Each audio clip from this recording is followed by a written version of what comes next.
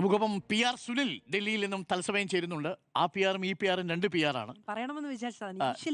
അതെ അതെ, നമ്മളുടേത് public relations ആണ് ഇപ്പോൾ ചോദ്യം. തെരഞ്ഞെടുപ്പിന്റെ സമയത്ത് ഭരണ സംവിധാനങ്ങൾ ഉപയോഗിച്ച് PR നടത്തുമെന്ന് പ്രതിപക്ഷം പറയുന്നു. എന്നാൽ പ്രതിപക്ഷം കനകോലുവിന്റെ ക്യാപ്സ്യൂളിനനുസരിച്ചാണ് തന്ത്രങ്ങൾ മെനയുന്നതെന്ന് ഭരണപക്ഷവും പറയുന്നു. PR സുനിൽ ഡൽഹിയിൽ നിന്നും ടെലി ട്രാൻസ്പോർട്ടിംഗ് സ്റ്റുഡിയോ സംവിധാനം വഴി PR Sunil, welcome. PR Sunil, good evening. PR യുദ്ധമാണോ? നമ്മളിപ്പോൾ കേരളത്തിൽ ഏറ്റവും അധികം ചർച്ച ചെയ്യുന്ന ഒരു പേര് സുനിൽ കനകോലുവിൻ്റെ പേരാണല്ലോ. ഈ സുനിൽ കനകോലുവിൻ്റെ ഒരു വാക്കിൽ നിന്ന് തന്നെ തുടങ്ങാം. സുനിൽ കനകോലു ഈ തെരഞ്ഞെടുപ്പ് വിജയത്തെക്കുറിച്ച് പറഞ്ഞിരിക്കുന്നത് ഇങ്ങനെയാണ്: യുക്തി കൊണ്ട് തെരഞ്ഞെടുപ്പിൽ വിജയിക്കാനാകില്ല, പകരം വികാരങ്ങളാണ് തെരഞ്ഞെടുപ്പ് വിജയത്തെ നിർണ്ണയിക്കുന്നത്. തെരഞ്ഞെടുപ്പ് വിധിയെ നിർണ്ണയിക്കുന്നത് വികാരങ്ങളാണ്. ആ വികാരങ്ങളെ നിങ്ങൾക്ക് എങ്ങനെ ഉപയോഗപ്പെടുത്താൻ കഴിയും, എങ്ങനെ ചൂഷണം ചെയ്യാൻ കഴിയും, അതാണ് ഒരു തെരഞ്ഞെടുപ്പിൽ വിജയം നിർണ്ണയിക്കുന്നത്. ഇന്നത്തെ കാലത്ത് തെരഞ്ഞെടുപ്പ് വിജയം എന്നത് അങ്ങനെയായി മാറുകയാണ്. നേരത്തെ നമ്മുടെ റിപ്പോർട്ടിൽ ചൂണ്ടിക്കാണിച്ചതുപോലെ തന്നെ 2014 നരേന്ദ്രമോദിയാണ് അത് രാജ്യത്ത് എല്ലാവർക്കും പറഞ്ഞ് പഠിപ്പിച്ചു കൊടുത്തത്. നരേന്ദ്രമോദിയെ PR ഏജൻസികൾ ഒരു വലിയ ബിംബമായി ഉയർത്തിക്കാട്ടി. നമുക്കറിയാലോ, അന്ന് ചായ് പേ ചർച്ച എന്നൊക്കെ പറഞ്ഞു വലിയ ചർച്ചയായിരുന്നു. പാവപ്പെട്ടവൻ്റെ നേതാവ്, പാവപ്പെട്ടവൻ്റെ പ്രധാനമന്ത്രി, അങ്ങനെ പാവപ്പെട്ടവൻ എന്തുകൊണ്ട് രാജ്യത്ത് പ്രധാനമന്ത്രി ആയിക്കൂടാ എന്നൊക്കെ അന്ന് PR ഏജൻസികൾ, ഈ പ്രശാന്ത് കിഷോറും സുനിൽ കനകോലുവും ഒക്കെയാണ് നരേന്ദ്രമോദിയെ അങ്ങനെ ഒരു ബ്രാൻഡാക്കി ഇന്ത്യയിൽ ഉയർത്തി കാണിച്ചത്. അന്ന് BJPക്ക് വേണ്ടി നരേന്ദ്രമോദിയെ ഇന്ത്യയുടെ പ്രധാനമന്ത്രിയാക്കാൻ വേണ്ടി പ്രവർത്തിച്ച സുനിൽ കനകോലുവാണ് ഇപ്പോൾ കേരളത്തിൽ UDFനെ അധികാരത്തിലെത്തിക്കാനായി കോൺഗ്രസിന് വേണ്ടി പ്രവർത്തിക്കുന്നത്. അപ്പോൾ ഓരോ മണ്ഡലത്തിൽ ആര് സ്ഥാനാർത്ഥിയാകണം എന്നതടക്കം നിശ്ചയിക്കുന്നത് സുനിൽ കനകോലുവാണ്. അപ്പോൾ സുനിൽ കനകോലുവിൻ്റെ നിർദ്ദേശപ്രകാരമാണ് കേരളത്തിൽ സ്ഥാനാർത്ഥികളെ നിർണ്ണയിക്കുന്നത്.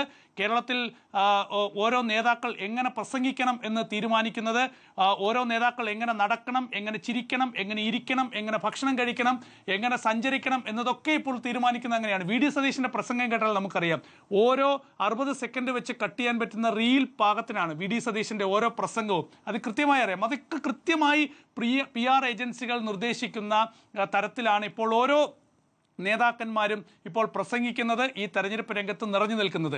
മണ്ണിൽ ചവിട്ടി നിന്ന് സാധാരണ ജനങ്ങളുടെ വികാരങ്ങൾ നേരിട്ട് സ്ഥാനാർത്ഥികളോ നേതാക്കളോ അറിയുന്ന കാലം ഏതാണ്ട് അവസാനിക്കുകയാണ്. ഉത്തരേന്ത്യൻ സംസ്ഥാനങ്ങളിൽ ഇതൊന്നും പുത്തരിയല്ല. കാരണം ഇപ്പോൾ രാഹുൽ ഗാന്ധി റായ്ബറേലിയിൽ വിജയിച്ചു കഴിഞ്ഞാൽ പിന്നെ രാഹുൽ ഗാന്ധിയെ റായ്ബറേലിക്കാർ കാണുന്നത് അടുത്ത തെരഞ്ഞെടുപ്പിനാണ്. ഇതേ സാഹചര്യമാണ് നമ്മൾ ഉത്തരേന്ത്യൻ സംസ്ഥാനങ്ങളിൽ എവിടെ പോയാലും അവിടുത്തെ വോട്ട് ചോദിച്ചെത്തുന്ന ഒരു നേതാവിനെ മാത്രമാണ് അവിടുത്തെ വോട്ടർമാർ കാണുക.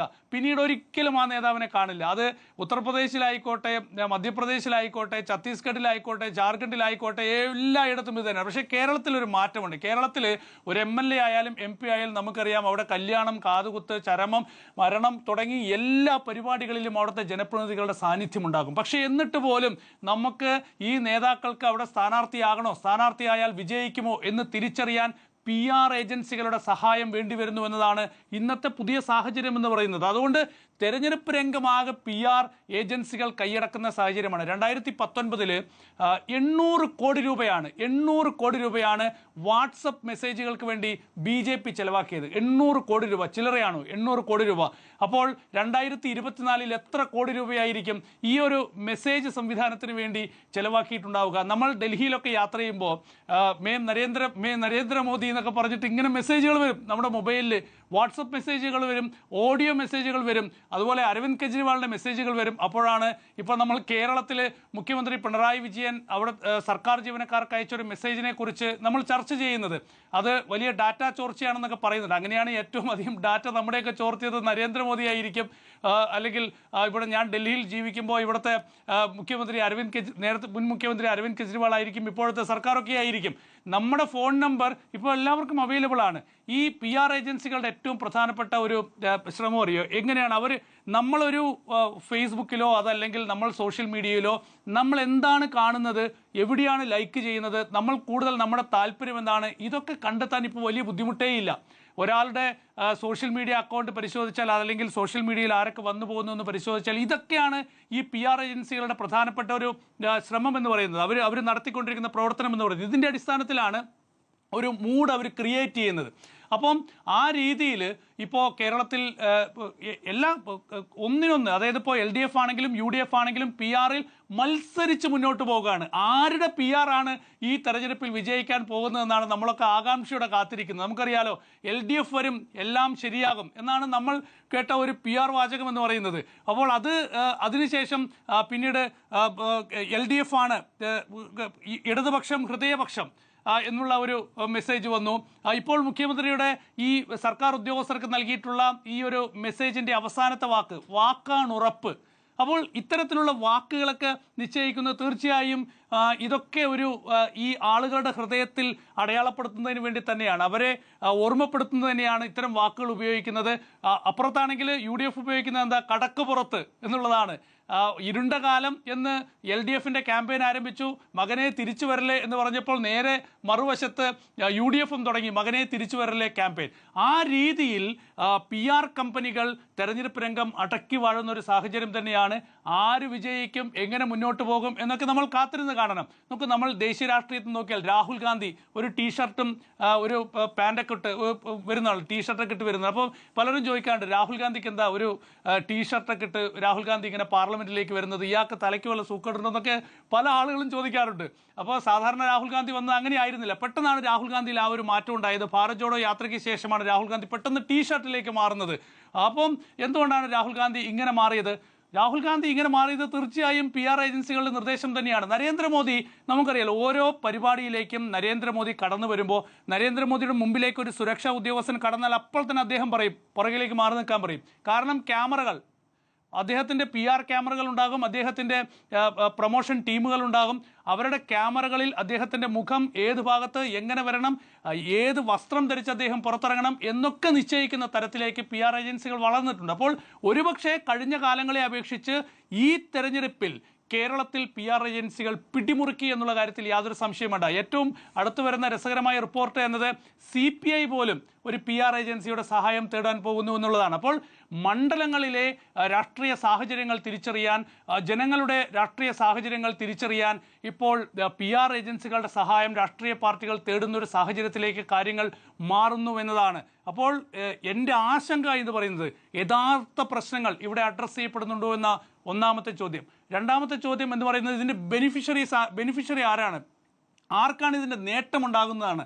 രാഷ്ട്രീയ പാർട്ടികൾക്ക് സ്വാഭാവികമായും തെരഞ്ഞെടുപ്പിൽ വിജയിച്ചാൽ നേട്ടമുണ്ടാകും. ഇതിൻ്റെ PR ഏജൻസികൾക്ക് ഇതിൽ ഉണ്ടാക്കുന്ന ഡീലിൻ്റെ ഭാഗമായിട്ടുള്ള നേട്ടമുണ്ടാകും. മൂന്നാമത്തെ നേട്ടം ആർക്കാണ്? കോർപ്പറേറ്റ് കമ്പനികൾക്കാണ്. അതായത് മെറ്റയ്ക്കും അതുപോലെ തന്നെ വാട്സപ്പിനുമൊക്കെയാണ് ഇതിൻ്റെ വലിയ നേട്ടം വരുന്നത്, ഇൻസ്റ്റാഗ്രാമിനൊക്കെയാണ് വലിയ നേട്ടമുണ്ടാകുന്നത്, കോടികളുടെ ലാഭം ഉണ്ടാക്കാൻ പോകുന്നത്. അപ്പം ഈ രീതിയിൽ തെരഞ്ഞെടുപ്പ് പ്രചരണ രംഗം മൊത്തത്തിൽ മാറിയിരിക്കുന്നു. ഏതായാലും ഈ ഒരു PR വർക്കിനിടയിൽ ഞാൻ നേരത്തെ ചൂണ്ടിക്കാണിച്ചതുപോലെ തന്നെ ജനങ്ങളുടെ അടിസ്ഥാന പ്രശ്നം. അപ്പോൾ ഇവിടെ യുക്തിക്കപ്പുറത്ത് നിങ്ങൾ വികാരങ്ങളെ ആളിക്കത്തിക്കുന്നത് എങ്ങനെയാണ്? ഇപ്പോൾ സുനിൽ കനകോലുവിൻ്റെ വാക്കുകളിൽ നിന്ന് ഞാൻ തുടങ്ങിയല്ലോ. സുനിൽ കനകോലുവിൻ്റെ ഏറ്റവും പ്രധാനപ്പെട്ട സന്ദേശം ഇതാണ്. കോൺഗ്രസ്സുകാർക്ക് കൊടുത്തിട്ടുള്ള ഏറ്റവും പ്രധാനപ്പെട്ട സന്ദേശം എന്ന് പറയുന്നത് വികാരങ്ങളെ ആളിക്കത്തിക്കാനാണ്.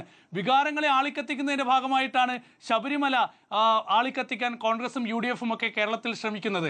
കഴിഞ്ഞ ദിവസം നമ്മൾ കണ്ടല്ലോ, ആലപ്പുഴ മെഡിക്കൽ കോളേജിൽ ഉഷ ജോസഫ് എന്ന് പറയുന്ന പാവപ്പെട്ട ഒരു തൊഴിലാളി സ്ത്രീയുടെ വയറ്റിൽ ഒരു കത്രിക തുന്നിച്ചേർത്ത് വെച്ച ഒരു സാഹചര്യം, ആ ഒരു മുറിവിനെ ആളിക്കത്തിക്കാനാണ് പിന്നീട് UDF ശ്രമിച്ച ഒരു സാഹചര്യം. അപ്പോൾ അതിനെ കൗണ്ടർ ചെയ്തുകൊണ്ട് UDF കാലത്തെ അഴിമതി കഥകളൊക്കെ പറഞ്ഞുകൊണ്ടാണ് LDF അതിനെ പ്രതിരോധിച്ച് മുന്നോട്ട് വന്നത്. അപ്പോൾ ഇതൊരു PR യുദ്ധം തന്നെയാണ്, PR പോരാട്ടം തന്നെയാണ്. പക്ഷേ വികാരങ്ങളെ ആളിക്കത്തിക്കുമ്പോൾ സാധാരണ ജനങ്ങളുടെ പ്രശ്നങ്ങൾ അഡ്രസ്സ് ചെയ്യപ്പെടാതെ പോയാൽ തെരഞ്ഞെടുപ്പ് രംഗത്ത് ആ ഒരു ഫലം കൃത്യമാകില്ല എന്ന് ഞാൻ ആശങ്കപ്പെടുന്നു. നമ്മൾ സോഷ്യൽ മീഡിയയിൽ കാണുന്ന എങ്ങനെയാണ്, അതായത് തിളച്ചു മറിയുകയാണ് സോഷ്യൽ മീഡിയ. ഒരടിക്ക് തിരിച്ചടി എന്ന തരത്തിൽ റീലുകളും ട്രോളുകളും കിടന്നു മറിയുന്ന സാഹചര്യത്തിലേക്ക് സോഷ്യൽ മീഡിയകൾ ഇപ്പോൾ മാറിയിരിക്കുന്നു. അപ്പോൾ ആ രീതിയിൽ PR-കളും അതുപോലെ തന്നെ ഈ ഒരു പ്രചരണവുമൊക്കെ തന്നെ മാറിയിട്ടുണ്ട്. ജനങ്ങളെ മറന്നു പോകരുത് എന്ന് മാത്രമാണ് എനിക്ക് രാഷ്ട്രീയ പാർട്ടികളോടും രാഷ്ട്രീയ നേതാക്കളോടും ഈ രംഗത്ത് പ്രവർത്തിക്കുന്നവരോടും ഒക്കെ തന്നെ എനിക്ക് അഭ്യർത്ഥിക്കാനുള്ളത്, PR കമ്പനികൾ എന്ന് പറയുന്നത് അത് അവരുടെ ഒരു കച്ചവടം മാത്രമാണ്. ആ കച്ചവടം രാഷ്ട്രീയത്തെ നിയന്ത്രിക്കുന്ന ഒരു സാഹചര്യത്തിലേക്ക് കാര്യങ്ങൾ പോകുന്നത് തീർച്ചയായും വലിയ ആശങ്ക തന്നെയാണ്. മുൻപൊന്നും ഇങ്ങനെയായിരുന്നില്ല. താഴെത്തട്ടിൽ ഇറങ്ങി നടന്ന്, മണ്ണിൽ ഇറങ്ങി നടന്ന് സാധാരണക്കാരനെ നേരിൽ കണ്ട് അവൻ്റെ വികാരങ്ങൾ, അവൻ്റെ പ്രശ്നങ്ങൾ നേരിട്ടറിഞ്ഞുകൊണ്ടാണ് ഒരു തെരഞ്ഞെടുപ്പിൽ എങ്ങനെ ആരെ സ്ഥാനാർത്ഥിയാക്കണം, ആര് മത്സരിക്കണം എന്നൊക്കെ രാഷ്ട്രീയ പാർട്ടികൾ തീരുമാനിച്ചിരിക്കുന്നത്. വളരെ എളുപ്പമാണ്. ഒരു PR കമ്പനി വിളിക്കുക, ആ മണ്ഡലത്തിൽ ആര് മത്സരിക്കും, മത്സരിച്ചാൽ ജയിക്കും, അവിടെ എന്താണ് അവസ്ഥ, നിങ്ങളുമായി പരിശോധിച്ചോ, റിപ്പോർട്ട്, ആ റിപ്പോർട്ടിൻ്റെ അടിസ്ഥാനത്തിൽ സ്ഥാനാർത്ഥിയെ നിർണ്ണയിക്കുന്നു. അപ്പോൾ പുതിയ കാലമാണ്. പുതിയ കാലത്ത് ഇതാണ് ട്രെൻഡ്. ആ ട്രെൻഡ് എത്രത്തോളം നമ്മുടെ ജനാധിപത്യ സംവിധാനത്തെ ശക്തിപ്പെടുത്തും എന്ന് നമുക്ക് കാത്തിരുന്ന് കാണാം.